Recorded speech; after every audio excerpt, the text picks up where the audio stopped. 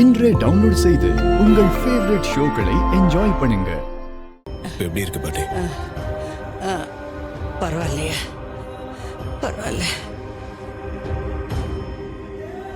என்னவோ தெரியல, திடீர்னு குளிருது, திடீர்னு ஜுரம் வந்துருச்சு, உடம்பெல்லாம் தூக்கி போட ஆரம்பிச்சிருச்சு. டாக்டர் வந்து பார்த்ததுக்கு அப்புறம் தான் வேர்த்து விட ஆரம்பிச்சிருக்கு. பரவாயில்லையா? இந்த டேப்லெட்டை போடுங்க பாட்டி, ஃபீவர் சரியாயிடும். நான் அப்புறம் போட்டுக்கிறேன்ப்பா.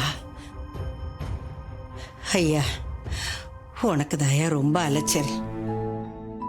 கோவில்ல உன் மாமாவுக்காக அவனுக்கு துணையா இருந்த அவனை பார்த்துக்கிட்டேன். அப்புறம் என்ன கத்தியால குத்திட்டாங்கன்னு என் ஆஸ்பத்திரிக்கு கூட்டிட்டு போய் வைத்தியம் பார்த்தேன். இப்போ மறுபடியும் எனக்கு ஜுரம் வந்துருச்சுன்னு இந்த ராத்திரில ஓடி வந்திருக்கேன். நீ ஐயா இந்த நேரத்துக்கு வந்த, நானே பார்த்துக்கிட்டு இருந்திருப்பேன்ல. பாவம், கொஞ்ச நேரமாவது நீ படுத்து தூங்கியா? பாட்டி, உங்களுக்கு இங்க உடம்பு சரியில்லாத போது நான் எப்படி பாட்டி அங்க இருக்க முடியும்? அதான் நானே டாக்டரை கூட்டிட்டு வந்துட்டேன்.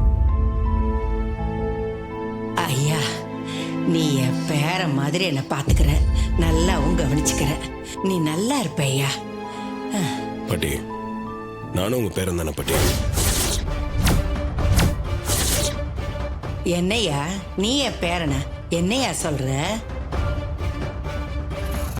ஆமா பாட்டி, ரேவதி உங்க பேத்தி தானே?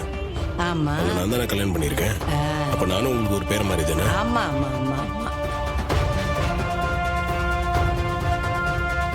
நீ என் பேத்திய கல்யாணம் பண்ணிட்டதுனால நீ எனக்கு பேரன் தான். பாட்டி, உங்களுக்கு எதனா ஒரு பிரச்சனைனா எனக்கு ஃபோன் பண்ணுங்க. அடுத்த நிமிஷமே உங்க முன்னாடி வந்து நிற்பேன். ஐயா, நீ இப்படி சொல்றத கேட்கும்போது எனக்கு ரொம்ப சந்தோஷமா இருக்கு சாமி. என் சொந்த பேரன் மாதிரி நீ என்ன கூடவே இருந்து கவனிச்சுக்கிற. நான் ரொம்ப கொடுத்து வச்சவையா, நான் ரொம்ப கொடுத்து வச்சவ.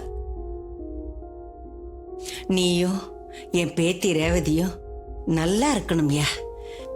நல்ல ஆரோக்கியத்தோட நீண்ட ஆயுளோட நீங்க 2 பேரும் சந்தோஷமா இருக்கணும். அதுதான் எனக்கு வேணும்.